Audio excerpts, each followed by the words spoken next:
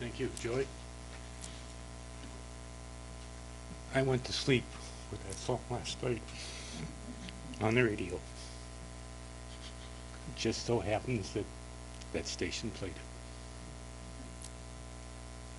The last two lines of the psalm that Janine or Joy read has a different meaning to me because I was raised Catholic. And in the Catholic version of the Bible, it said, more than the sentinels wait for the dawn waits for the sentinels.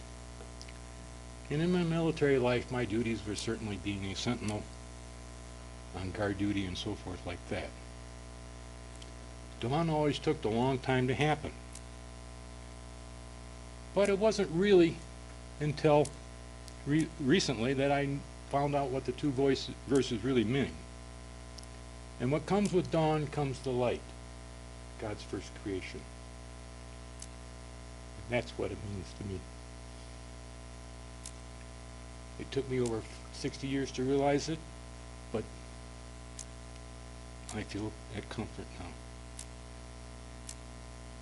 Also, this May 30th has always been the traditional Memorial Day when I was a child.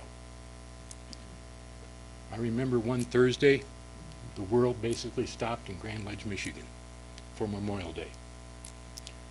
I was in a junior high band and I had to march in a Memorial Day parade. But it was a celebration for the town, and the town all came together. We stopped at the bridge, threw a wreath in the water, airplanes flew overhead, and then we marched on up to the cemetery, where we heard taps and somebody recited Lincoln's Gettysburg Address. And we are here today to honor the men and women who made the ultimate sacrifice for their love of the country. But the love goes deeper for service members. There's a common brother and sisterhood, as in the picture there. And the relationship is mentioned in Homer's Odyssey and Shakespeare's Henry V.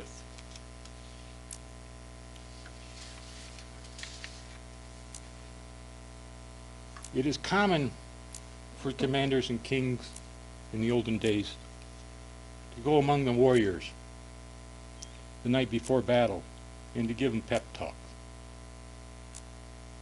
This is mentioned by a French knight, Jean de Verne, on his account of the Battle of Agincourt, which is a great part of Shakespeare's Henry V play.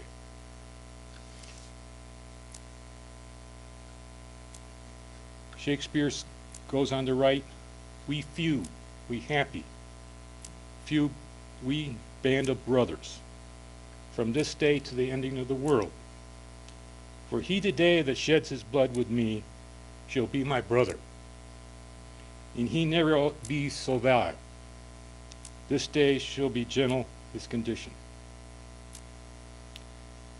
These bands of brothers and the day's bands of brothers, sisters, form the backbone of the military. The love they share with each other is put forth in John's Gospel.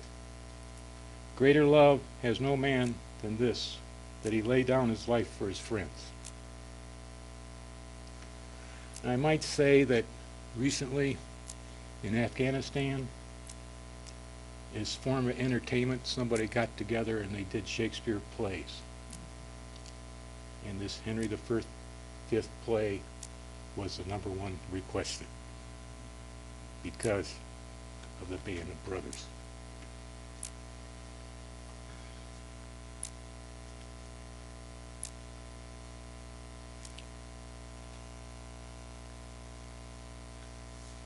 Friends are also fellow brothers in battle.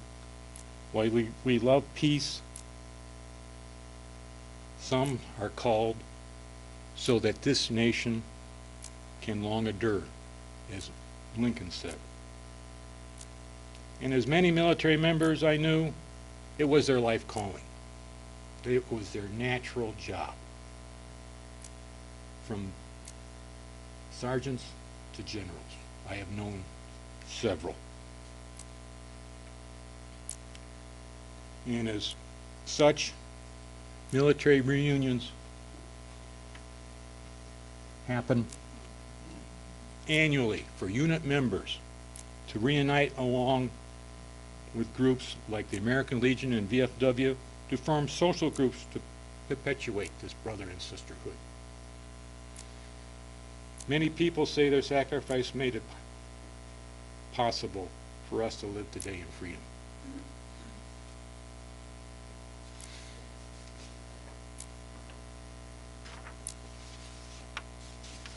And what today is so many things for so many people.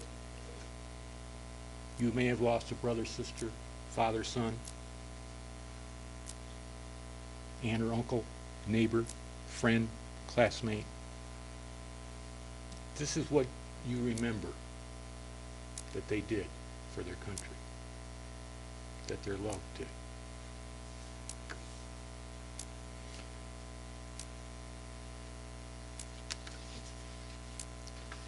Now,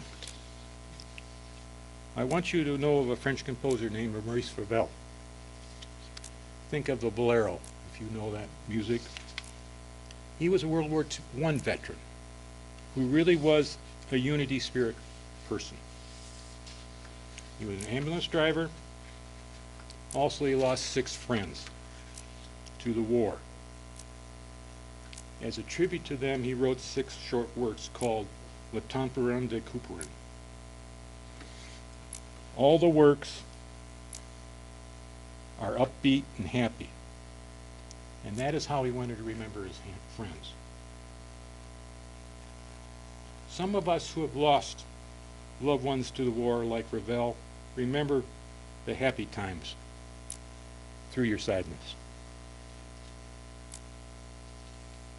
Also, Ravel wrote a left-handed piano concerto for an Austrian pianist named Paul Wittgenstein, who lost his right arm during the war.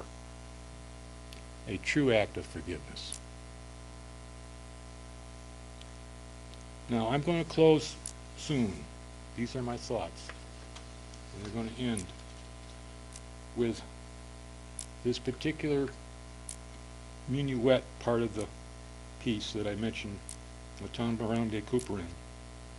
And it was written for his friend, Pierre et Pascal Jardin. It's the only dance piece that takes 2 to do. And it was also on, this piece was the only piece on Ravel's piano when he passed. So it means something special to Ravel. He never married in his life.